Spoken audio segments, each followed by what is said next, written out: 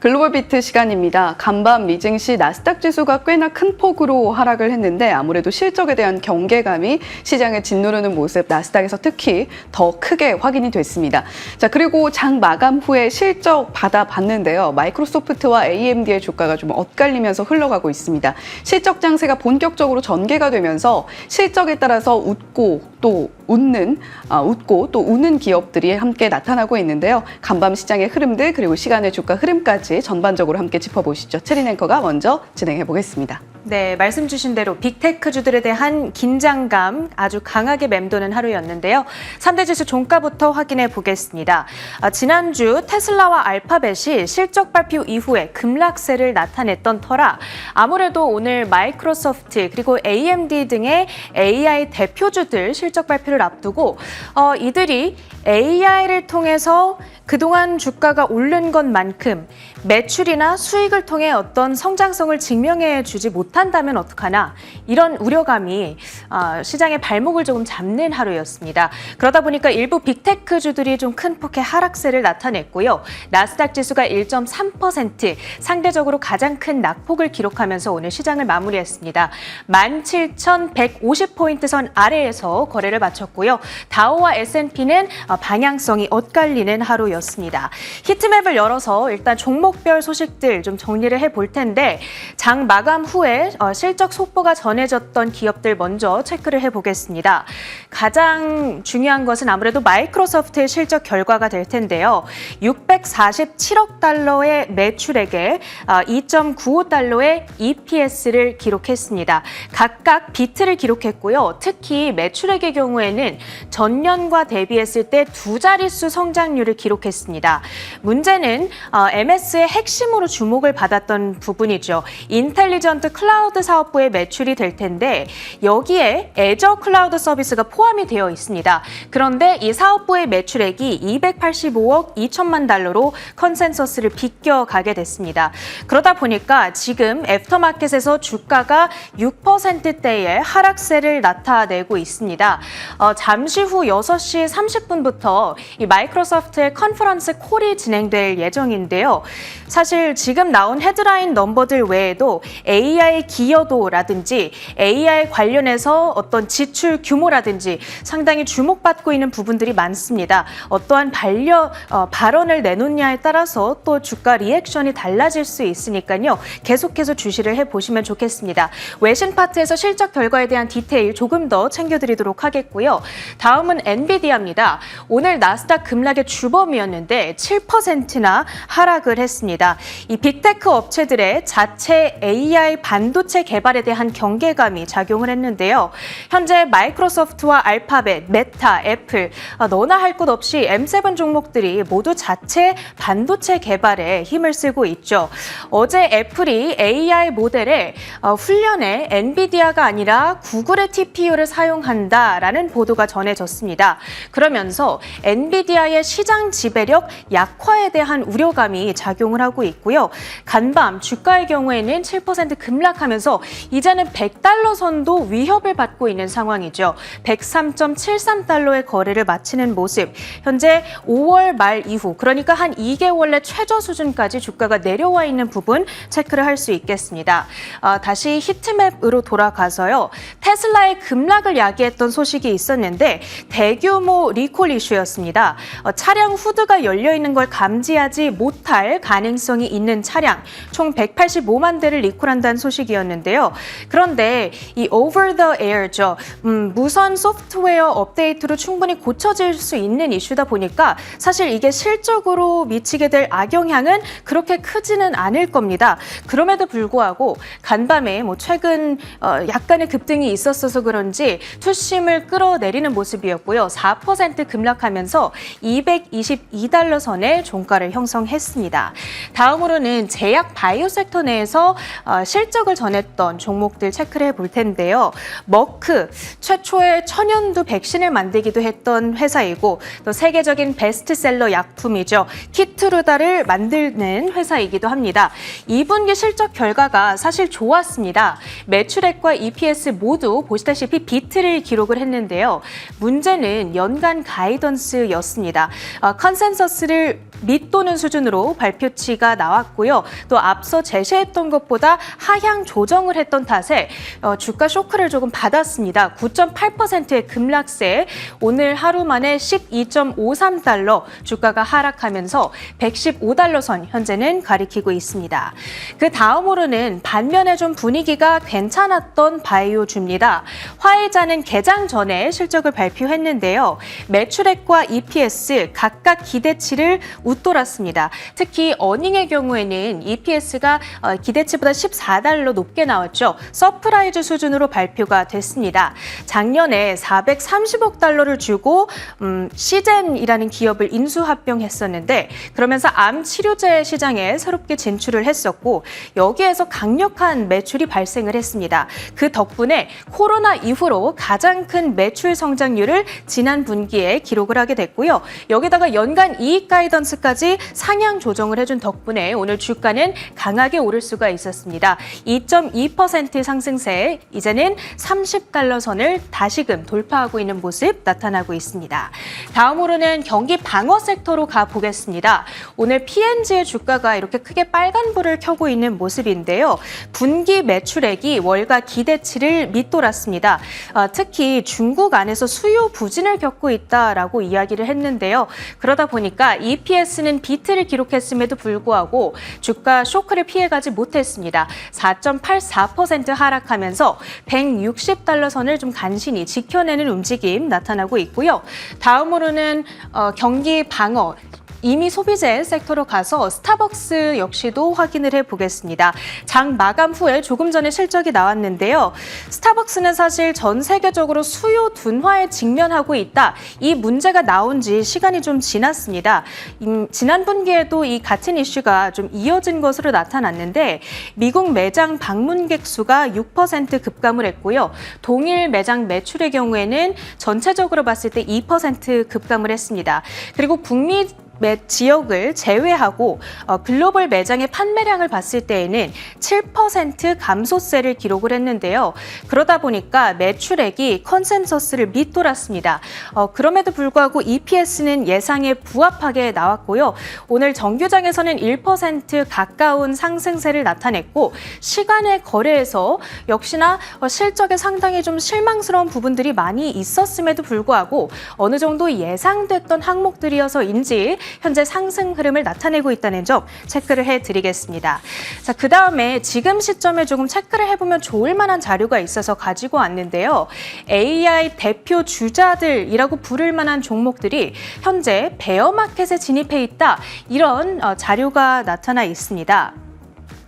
엔비디아라든지 슈퍼마이크로 컴퓨터, 암홀딩스, 퀄컴 등의 대표적인 AI 종목들이 포함되어 있는데요. 이 bear market, 그러니까 약세장이라 함은 최고가 대비 20% 이상 주가가 급락해 있음을 의미합니다. 그런데 슈퍼마이크로 컴퓨터는 3월 고점과 비교했을 때 46%, 그러니까 반토막이 나 있는 상황. 엔비디아의 경우에는 6월 고점과 비교했을 때 25% 내려와 있다라는 점 현재 체크를 해볼 필요가 있겠습니다. 이게 정말 추세적인 전환일지 아님 다시 달리기 전에 잠시 동안의 숨고르기일지는 계속해서 지켜봐야 되는 문제일 것 같습니다. 그 밖에 특징 조제도 확인을 해볼 텐데요. 첫 번째로는 크라우드 스트라이크 이슈를 챙겨 보겠습니다. 어제 델타 항공이 지난 19일 발생했던 글로벌 IT 대란과 관련해서 마이크로소프트 그리고 크라우드를 상대로 소송을 준비 중이다. 이런 이슈가 전해졌습니다. 피해 규모가 약 7천억 원으로 추산이 되고 있는 가운데 간밤 크라우드 스트라이크의 주가는 9.72% 급락세를 나타냈고요. 지난 IT 대란이 발발한 이후에 주가가 거의 30% 이상 하락 추세를 그려가고 있다는 점도 체크가 필요해 보입니다. 그 다음으로는 항공사 가운데 하나죠. 제트블루입니다. 2분기에 깜짝 수익 달성에 성공을 했습니다. 사실은 적자가 날 거다라는 예상이 있었는데 이와는 달리 5일 깜짝 흑자 달성에 성공을 했던 것이고요. 그리고 2029년까지 현금 흐름을 개선하기 위해서 항공기 지출을 연기하겠다라는 발표까지 했습니다. 그 덕분에 주가는 12.3% 급등하면서 6.66달러 선 가리키고 있고요. 다음으로는 코닝도 확인해 보겠습니다. 미국의 광섬유 그리고 유리기판 제조사가 될 텐데 실적 결과가 각각 비트로 기록이 됐습니다. 그런데 3분기 가이던스를 미스 혹은 부합 수준으로 발표한 점이 투심을 끌어내렸습니다. 장중에 9%까지 급락폭을 키우기도 했었는데 최근에 국내 유리기판 관련주들과 동조화돼서 움직인 경향이 있기 때문에 이 실적을 함께 챙겨드렸습니다. 이렇게 간밤 나타났던 미증시 특징주들 정리해드렸고요. 계속해서 주요 외신 헤드라인 이어갑니다. 네, 이렇게 실적이 계속해서 쏟아지고 있습니다. 특히 이번 한 주 그리고 다음 주까지 실적이 상당 부분 포진이 되어 있는 한 주가 되기 때문에 더욱더 실적이 어떻게 흘러가는가 굉장히 중요한 포인트 중에 하나인데요. 마이크로소프트가 실적 발표 이후에 시간외에서 주가가 6% 이상 급락하고 있습니다. 일단 어닝콜 내용을 좀 더 들어봐야겠습니다만 어떤 부분에서 투자자들의 마음을 충족시키지 못했는지 자세한 실적 발표 내용 들여다보겠습니다. 마이크로소프트가 지난 2분기 시장 예상치에 부합하는 매출과 주당 순이익을 기록했습니다. 클라우드 성장이 시장 기대에 미치지 못하면서 시간 외 주가는 큰 폭으로 내렸습니다. 마이크로소프트는 647억 달러의 매출과 2.95달러의 주당 순이익을 기록했다고 현지 시간 30일 발표했습니다. 매출은 지난해 같은 기간 대비 15% 증가한 수준으로 월가 예상치 643억 9천만 달러를 살짝 웃돌았습니다. 주당 순이익도 분석가들의 예상치 2.93달러에 부합했으며 총 이익은 220억 4천만 달러로 1년 전보다 약 10% 늘어났습니다. 네, 마이크로소프트의 실적 발표 추이를 좀 지켜볼 필요가 있겠습니다. 일단 전년비로 15%가량 점프를 한 수익을 보였음에도 불구하고 클라우드 부분이 조금 아쉬웠다라는 평가가 나오고 있습니다. 지금 화면상에서 보이고 있는 부분은요, 지능적 클라우드 부분에서 이 옅은 노란색을 보시면 되겠는데 매출이 늘어나고 있는 부분을 물론 육안으로 확인이 가능합니다. 그런데 그럼에도 불구하고 시장의 기대치가 워낙 높았다라는 것이 문제겠죠. 자세한 실적 내용 한번 더 들여다보겠습니다. 일단 전반적으로 양호한 실적이었습니다. 매출액과 주당 순이익 모두 시장의 컨센서스를 상회하게 발표가 됐고요. 특히 매출의 경우에는 전년비 15% 늘어나는 모습을 보여줬습니다. 그런데 인텔리전스 클라우드 부분에서 시장의 컨센서스가 286억 달러가량으로 나타나 있었는데 발표치는 235억 달러가량으로 시장의 컨센서스를 하회했고요. 물론 전년 대비로는 19% 늘어나는 모습이었습니다. 그럼에도 불구하고 지금 현재 시장의 높은 기대치를 충족할 수 있을 것이냐가 최근 실적 발표의 핵심이기 때문에 그러한 부분에 많이 아쉬웠다라는 부분 체크를 해보시면 좋겠고요. 애저와 클라우드 서비스의 성장세도 좀 아쉬웠습니다. 31%를 기록했던 전년 컨센서스에 비해서 29% 성장세를 보이면서 컨센서스에 역시 미달하는 모습을 나타냈고요. 사티아 나델라 CEO가 코멘트를 내놓은 부분들 잠깐 살펴보겠습니다. AI 통합 전략을 제시하면서 오픈 AI와의 협력을 굉장히 강조하고 있는데 이렇게 협력을 하는 부분에도 당연히 돈이 들어갑니다.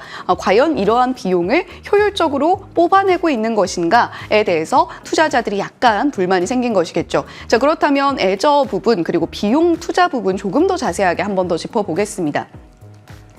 투자자 불안이 나타나고 있는 포인트 첫 번째는 애저의 성장세입니다. 시장의 컨센서스를 조금 하회하는 29%로 나타났다라는 부분 앞에서 살펴보셨는데요. 애저의 성장 추이를 살펴보게 되면 28%의 성장을 보였다가 분기별 기준입니다. 31%로 피크를 찍은 모습 그리고 살짝 둔화되는 모습을 나타내고 있습니다. 지금 앞서서 체린 앵커가 델타항공이 크라우드 스트라이크와 마이크로소프트의 소송을 제기했다라는 이야기도 전해드렸는데 지금 계속해서 AI의 확장세 그리고 거기에는 핵심적인 포인트로 애저가 들어가 있는데 이러한 성장세가 꺾이는 추세가 이어진다라고 한다면 높아지는 비용을 과연 어디서 뽑아낼 것인가에 대해서 투자자들이 의구심이 생기는 거죠. 물론 추세는 조금 더 지켜봐야겠습니다만 일단 전분기 대비로는 성장세가 약간 둔화됐다라는 부분 체크 포인트 삼아 보시면 좋겠고요. 포인트 2번은 비용 투자입니다. 비용 투자를 계속해서 늘리고 있고 리스를 포함한 캐펙스 추이도 점차적으로 늘어나고 있는 그러니까 주가 190억 달러로 이번에 제시가 되는 모습을 보여줬는데 지속적으로 비용 투자를 늘리고 있는 빅테크들의 흐름은 물론 반도체 기업들이나 여러 기업들에는 반가운 소식입니다만 실질적으로 이러한 성장세를 유지하기 위해서는 돈을 벌어서 기업이 유지가 돼야 될 텐데 아쉬운 부분들로 함께 나타나면서 일단은 어닝콜 내용 6시 반에 어떤 내용들이 나오는지 비용 투자에 대해서 어떤 코멘트 내놓는지 조금 더 귀를 기울여 봐야겠습니다. 두 번째 헤드라인은 AMD 실적으로 준비를 했습니다. AMD는 마이크로소프트와 반대로 실적 발표 이후에 반도체 종목들의 주가를 일제히 끌어올리고 있는데요. 시간외에서 엔비디아도 점차적으로 힘을 내주는 모습, 브로드컴, ARM 홀딩스 비슷한 모습 그려주고 있습니다. AMD의 자세한 실적 발표 내용 들여다보시죠. AMD가 장 마감 이후 실적 발표를 통해 2분기 데이터 센터 부문의 매출이 전년 동기 대비 115% 늘어난 28억 달러를 기록했다고 밝혔습니다. 시장 예상치인 27억 5천만 달러를 소폭 웃돌았으며 인공지능 칩 판매가 지속적으로 성장하고 있는 것을 보여준 숫자였습니다. 전체 매출은 58억 3,500만 달러로 전년 동기 대비 7% 늘면서 월가 예상치를 소폭 웃돌았습니다. 주당 순이익은 69센트로 전년 동기 대비 19% 늘었습니다. 월가 예상치 68센트에 거의 부합한 수준입니다.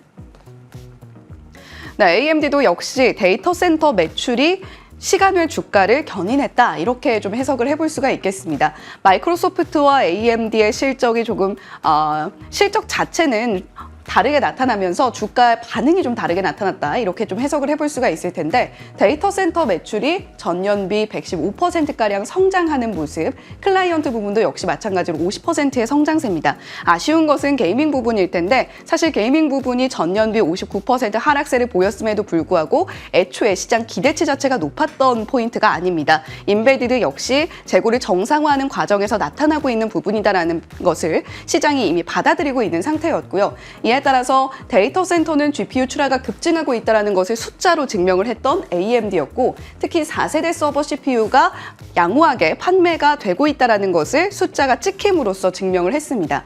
클라이언트 부분도 라이젠 판매가 양호하다는 것이 이렇게 전년비 성장세로서 증명이 됐다라고 저희가 해석을 해볼 수가 있겠고요. 데이터 센터 매출이 이러한 성장세를 보였다는 것은 반도체 종목들에 대한 기대감 조금 더 가져가도 되지 않겠느냐라는 희망을 불러일으키고 있는 것으로 풀이가 됩니다.